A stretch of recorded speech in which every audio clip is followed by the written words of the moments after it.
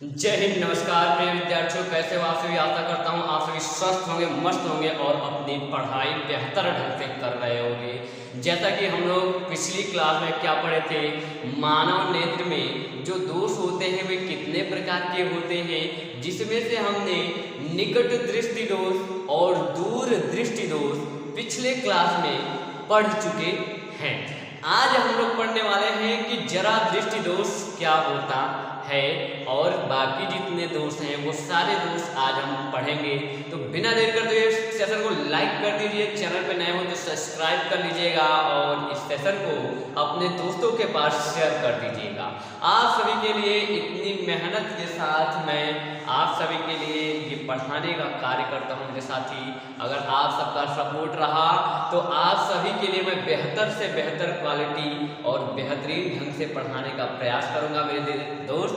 बिना देर करते हुए अब इस सेशन को लाइक नहीं किया है तो एक बार पुनः करता हूँ, इस सेशन को लाइक कर दीजिए और कमेंट बॉक्स में फायर इमोजी के साथ हमें ये बताइए कि क्या मैं आपको क्लियर दिख रहा हूँ, मेरी आवाज़ आप तक अच्छे से पहुँच रही है या फिर नहीं पहुँच रही है। तो स्टार्ट करते हैं हम आज की क्लास का और आज के क्लास में आप सभी का बहुत बहुत स्वागत है। आज का क्लास हमारे होने वाला है कि जरा दृष्टि दोष क्या होता है। तो मेरे साथी, अगर जरा दृष्टि दोष की बात की जाए तो ये उम्र के हिसाब से जैसे हमारी उम्र बढ़ती है वैसे वैसे हमारे नेत्र में एक छोटा सा प्रॉब्लम आता है, हमें कम दिखाई देने लगता है। जैसे अब आप जिसकी उम्र 50, 40, 45, 55 के आसपास है, उनसे कहोगे तो वो तो न दूर की वस्तुओं को स्पष्ट देख पाएंगे और ना ही पास रखी वस्तुओं को स्पष्ट देख पाएंगे। इसी को क्या कहते हैं, जरा दृष्टि दोष। यानी कि अगर आप ये बात लिखें तो किसी भी व्यक्ति को दूर की वस्तुएं नहीं दिखाई देती है और ना ही पास की वस्तुएं दिखाई देती हैं मेरे साथी।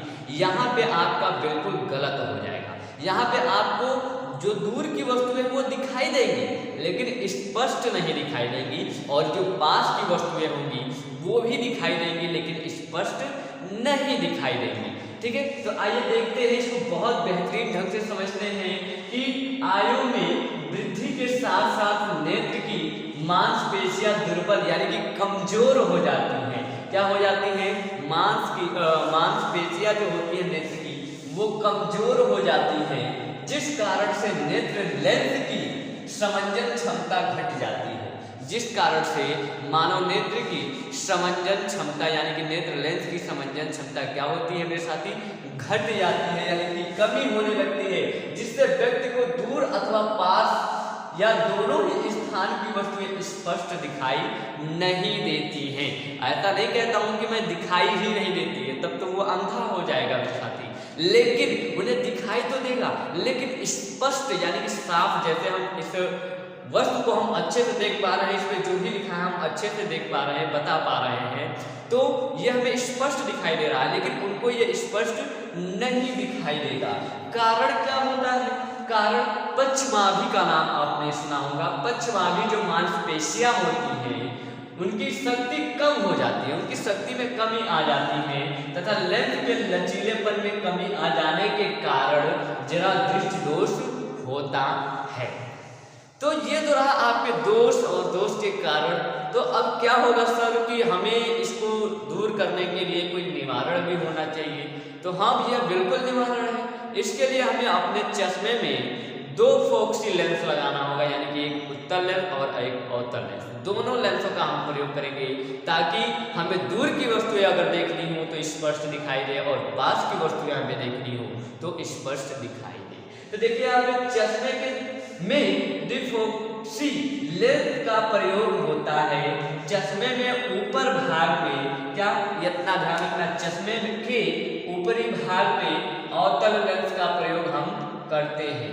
क्यों करते हैं, क्योंकि जो दूर की वस्तुएं हैं वो हमें स्पष्ट दिखाई देने लगे। जो दूर की वस्तुएं हैं वो हमें स्पष्ट दिखाई देने लगे, उसकी सहायता करता है हमें देखने में। तथा निचले भाग यानी कि जो नीचे वाला भाग होगा मेरे साथी, चश्मे के नीचे वाले भाग में हम किस लेंस का प्रयोग करेंगे, तो उत्तल लेंस का प्रयोग करेंगे ताकि वो हमारी मदद करे क्या, निकट की वस्तुओं को देखने में, सहायता प्रदान करें। उदाहरण ले लीजिए कैसे, तो मान चलिए हमने लगाया गांधी जी का जो चश्मा, ठीक है, हमने लगाया था गांधी जी का दो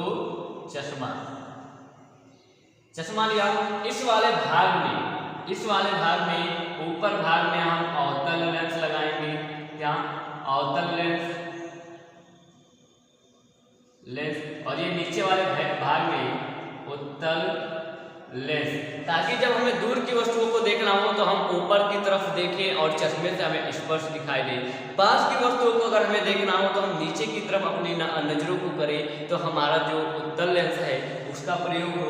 ठीक है, अवतल लेंस दूर की वस्तुओं को देखने के लिए और उत्तल लेंस पास की वस्तुओं को देखने के लिए। क्या मेरे सभी साथी को फटाफट ये बताओ कि जरा दृष्टि दोष समझ में आया? फटाफट कमेंट बॉक्स में ये बताइए कि क्या मेरे सभी साथी को ये बात समझ में आया कि नहीं आया। अब देखिए एक बार मैं डिवाइड कर देता हूँ कि दूर दृष्टि दोष और निकट दृष्टि दोष में क्या होता है। दूर दृष्टि दोष में हमें दूर की वस्तुएं तो स्पष्ट दिखाई देती है मेरे साथी, परंतु निकट की वस्तुएं स्पष्ट नहीं दिखाई देती है। ठीक है, और इसका जो निवारण होगा, निवारण में हम किस लेंस का प्रयोग करेंगे? दूर दृष्टि में, जैसा आप यहाँ पे देख रहे हैं, हम दूर दृष्टि में हमें दूर की वस्तुओं को देखने के लिए किस लेंस का प्रयोग कर रहे हैं? तो अवतल लेंस, यानी कि दूर दृष्टि को दूर करने के लिए हम अवतल लेंस का प्रयोग करेंगे। और निकट दृष्टि दोष में क्या होता है मेरे साथ? निकट की वस्तुएं तो हमें स्पष्ट दिखाई देती हैं, परंतु दूर की वस्तुएं हमें स्पष्ट दिखाई नहीं देती हैं। इस दोष को दूर करने के लिए हम अपने चश्मे में उत्तल लेंस का प्रयोग करते हैं। आपको दूर दृष्टि दोष, जरा निकट दृष्टि दोष और जरा दृष्टि दोष यहाँ पे कहानी होती है। यानी कि हमने तीन चीज़ों के बारे में पढ़ा। अभी आपने हमारी पिछली क्लास नहीं देखा है तो एक बार जाके देख लीजिएगा, तभी आपकी बात को समझ में आएगा। उसका भी हमने निकट दृष्टि दोष, दूर दृष्टि दोष को हमने बहुत अच्छे ढंग से चित्र के माध्यम से बताया है मेरे साथी, तो वहाँ पे जरूर देख लीजिएगा। और बिना देर करते हुए हम आगे बढ़ते हैं। हमारी हेडिंग आती है कि अबिंदुता। अबिंदुता भी एक आपका दोष है। क्या है? अबिंदुता दोष। अबिंदुता दोष हमने बताया था ना कि दोष आपके 5 प्रकार के होंगे, जो निम्न प्रकार के होते हैं, लेकिन जिसमें से हमें 5 प्रकार पढ़ने हैं और जिसमें से हम 3 प्रकार पढ़ चुके और चौथा प्रकार आपका ये आता है कि अबिंदुता दोष क्या है। तो अबिंदुता की बात करें हमारे साथी, तो इस दोष में समान दूरी पर रखी क्षैतिज और ऊर्ध्वाधर वस्तु एक स्थान स्पष्ट दिखाई नहीं देता है। अगर बात करें, मान चलिए कि एक समान, मान चलिए आपके मौर्यासन खड़े, ठीक है, और यहाँ पे कोई वस्तु रखी है, कोई भी वस्तु रखी है, वस्तु ये ऊर्ध्वाधर स्थिति में है और यहीं पे एक वस्तु क्षैतिज स्थिति में रखी है, तो हम क्या करेंगे? आपके ये सर केवल देख पाएंगे तो ऊर्ध्वाधर वस्तु को देख सकते हैं, क्षैतिज को नहीं देख पाएंगे। या फिर अगर ये क्षैतिज को देखेंगे तो ऊर्ध्वाधर नहीं देख पाएंगे। यानी कि एक समान दूरी पर रखी होगी वस्तु, लेकिन अगर ऊर्ध्वाधर रखी है तो वो देख पाएंगे, क्षैतिज रखी है तो वो नहीं देख पाएंगे। क्या कारण होता है? आखिर ऐसा क्यों होता है? तो कार्निया की गोलाई में अनियमितता के कारण यह दोष होता है। निवारण क्या होगा मेरे साथी? इसका निवारण यही होगा कि उचित फोकस दूरी वाले बेलनाकार लेंस का प्रयोग किया जाएगा। बेलनाकार लेंस यानी कि गोले के आकार के। आप लोगों ने कहीं चश्मे देखा होगा, बेलनाकार होगा, जो मोटी होगी, ठीक है, इस प्रकार से कुछ मोटी होगी, ठीक है। मतलब कि ये जितनी भी गोली है, गोला होगा, ये थोड़ा आगे की ओर उभरा होगा और पीछे की भी तरफ गोला यानी कि बेलनाकार में होगी। तो इस दोष को दूर करने के लिए हमें इस फोकस दूरी वाले बेलनाकार चश्मे का प्रयोग करना होगा। क्या ये बात समझ में आएगी? अबिंदुता दोष क्या होता है मेरे साथी? अबिंदुता दोष में अगर समान दूरी पर वस्तु अगर रखी है तो हमें ऊर्ध्वाधर वस्तु दिखाई देगी, क्षैतिज वस्तु नहीं दिखाई देगी। ये बात समझ में आई? ये रहा इसका कारण और ये रहा इसका निवारण। आता है वर्धता। वर्धता दोष क्या होता है मेरे साथी, तो इसमें यह एक ऐसा दोष है जिसमें व्यक्ति क्या करता है, रंगों को पहचानने में यानी कि रंगों को अच्छी तरीके से नहीं पहचान सकता है। उदाहरण के तौर पे अगर ले लिया जाए तो अगर किसी बूढ़े व्यक्ति को अगर दिखाया जाए या फिर ऐसे व्यक्ति होते हैं ये जो दोष होता है ये जन्म से ही होता है, जन्मजात से ही होता है, ठीक है। अगर ऐसा दोष किसी में पाया जाता है तो अगर उसे गुलाबी कलर का कपड़ा या कुछ दिखाया जाए तो वो कहेगा लाल कलर का है, यानी कि वो रंगों को पहचान नहीं पाता है, ठीक है। तो आइए देखते हैं कि मानव नेत्र में रंगों को पहचानने में असक्षम होते हैं। इस दोष से पीड़ित व्यक्ति ठीक प्रकार से तो देख सकता है, इस रोग से जो भी पीड़ित व्यक्ति होगा वो अच्छे से देख सकता है, ऐसा नहीं है कि वो नहीं देख सकता है, लेकिन क्या होगा, परंतु कुछ निश्चित रंगों में अंतर नहीं बता पाता है। इस दोष का कोई उपचार भी नहीं होता है। ये जो दोष होता है ये जन्म से ही होता है, ठीक है। ये जो दोष होगा ये जन्मजात दोष होता है और इसका कोई उपचार नहीं होता है। और कारण क्या हो सकता है इसका, तो शंक्वाकार कोशिकाओं के कमी के कारण होता है, शंक्वाकार कोशिकाओं के कमी के कारण होता है। तो आज हमने मानव नेत्र में जो 5 दोष हमें पढ़ना था उस 5 दोष को हमने पढ़ के समाप्त कर लिया। तो आज का एक मेरे आप लोगों से एक मेरा क्वेश्चन है कि जो नेत्र दूर रखी वस्तु को स्पष्ट नहीं देख पाता है उस नेत्र में कौन सा दोष होता है, क्या आप बताने में सक्षम हैं? अगर सक्षम है तो तुरंत जवाब दीजिए और असक्षम है तो कोई टेंशन की बात नहीं है, हम किस दिन काम आए। देखिए अगर दूर रखी वस्तु को क्या करता है, स्पष्ट नहीं देख सकता है, तो आप अगर तुरंत बता दो सर ये तो दूर दृष्टि दोष है, भैया गलत हो जाएगा।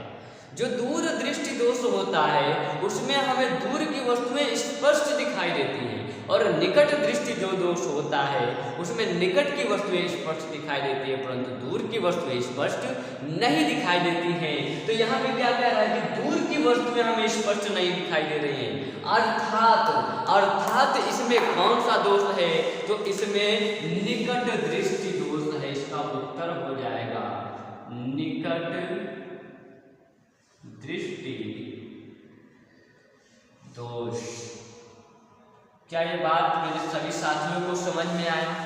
इसी तरीके से और 2-4 क्वेश्चन हम देख लेते हैं ताकि हमारा जो कॉन्सेप्ट हो वो बिल्कुल क्लियर हो। साथ ही इसी पर एक क्वेश्चन और है आपका दूसरा क्वेश्चन क्या कह रहा है मेरे दोस्त, तो यहाँ पे देखिए जो नेत्र निकट स्थित वस्तुओं को स्पष्ट नहीं देख पाता है उस नेत्र में कौन सा दोष होता है।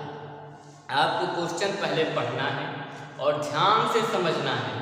इसमें क्या हो रहा है, निकट की वस्तुओं को यह स्पष्ट नहीं देख पाता है। तो ध्यान ये देना है कि हम दूर की वस्तुओं में क्या होती है, जो दूर दृष्टि दोष होता है उसमें क्या होता है, तो हमें दूर की वस्तुएं तो स्पष्ट दिखाई देती हैं परंतु निकट की वस्तुएं स्पष्ट नहीं दिखाई देती हैं। तो इसमें कौन सा दोष होगा मेरे साथी, दूर दृष्टि दोष। आपका दूसरा आंसर हो जाएगा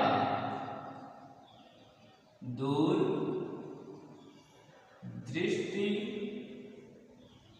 दोष, ठीक है, इतना ध्यान रखिएगा। अक्सर दूर दृष्टि दोष और निकट दृष्टि दोष में लोगों को प्रॉब्लम होती है, ये भूल जाते हैं कि क्या होता है कि अगर दूर दृष्टि दोष की बात की जाए तो बच्चे ये समझ लेते हैं मेरे साथी कि दूर की वस्तुएं हमें नहीं दिखाई देंगी और निकट की बात करें तो निकट की वस्तुएं नहीं दिखाई देंगी। जिसकी बात करें वो वस्तुएं हमें दिखाई देती हैं, लेकिन उसके जैसे कि दूर दृष्टि दोष में दूर की वस्तुएं हमें स्पष्ट दिखाई देंगी, पास की वस्तुएं स्पष्ट नहीं दिखाई देंगी, ठीक है। इसी प्रकार से एक क्वेश्चन आपके समक्ष और है कि जरा दृष्टि दोष से पीड़ित व्यक्ति का उपचार किस प्रकार से के लेंस से किया जाता है। अभी हमने आज पहला टॉपिक यही शुरू किया था, जरा दृष्टि दोष के बारे में और उसका कारण और निवारण भी हमने जाना। तो अभी आप लोगों को अगर ध्यान दिया होगा आप लोगों ने तो आप तुरंत इस क्वेश्चन का जवाब दे सकते हैं। तो दोस्तों क्या होगा कि जब एक व्यक्ति दूर जरा दृष्टि दोष से पीड़ित होगा तो उसके नेत्र लेंस में यानी कि उसके लिए किस प्रकार का चश्मा बनाया जाएगा, तो द्विफोकसी लेंस। क्या उत्तर आपका हो जाएगा द्विफोकसी लेंस।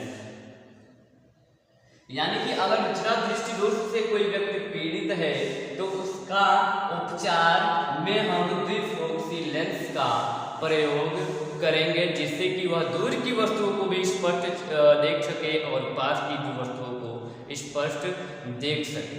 तो आज का क्लास कैसा लगा मेरे साथी, तुरंत जल्दी बताइए। और आज की क्लास को हम यहीं पे समाप्त करते हैं। आज का क्लास बहुत छोटा है, हाँ माना कि छोटा है, क्योंकि आज मेरे हॉस्टल से छुट्टी मिलने वाली है और मैं जाने वाला हूँ घर। इसलिए आप सभी को बहुत कम शब्दों में बहुत जल्दी क्लास को ख़त्म करके मुझे घर भी जाना है। और आज याद रखिएगा मेरे साथी कि अगली जो टॉपिक होगी इसकी अगला भाग में नए बैच के, ठीक है, इसमें हम क्या पढ़ेंगे, उसमें हम पढ़ेंगे प्रिज्म के बारे में, ठीक है। तो उसको भी देखना जरूरी है आप सभी के लिए। और अभी तक आपने चैनल को सब्सक्राइब नहीं किया है मेरे साथी तो कर लीजिएगा, और ये सेशन को लाइक नहीं किया है तो कर दीजिएगा। और अभी तक आपने पिछली क्लास नहीं देखा है मेरे साथी तो जाकर उसे भी देख लीजिएगा, जो आपके बोर्ड एग्जाम में बहुत ही जरूरी होने वाले हैं, क्योंकि आपके साथ मैं कॉन्सेप्ट के साथ बता रहा हूँ मेरे साथी। क्योंकि आपने ज्ञानोदय के गुरु जी का नाम सुना होगा, ज्ञानोदय के गुरु पर कॉन्सेप्ट ही नहीं बच्चे टॉपर ही नहीं बल्कि मास्टर भी निकलते हैं। ये आपको प्रूफ करना होगा, यानी दिखाना होगा, क्योंकि हम ये जो पढ़ा रहे हैं ये हम गुरु ज्ञानोदय के गुरु जी से पढ़ के उसके बाद आपको पढ़ाते हैं। तो इससे क्या सीख मिलती है कि ज्ञानोदय जी के गुरु पर, ज्ञानोदय के गुरु पर क्या कॉन्सेप्ट ही नहीं बच्चे टॉपर ही नहीं बल्कि मास्टर भी निकलते हैं।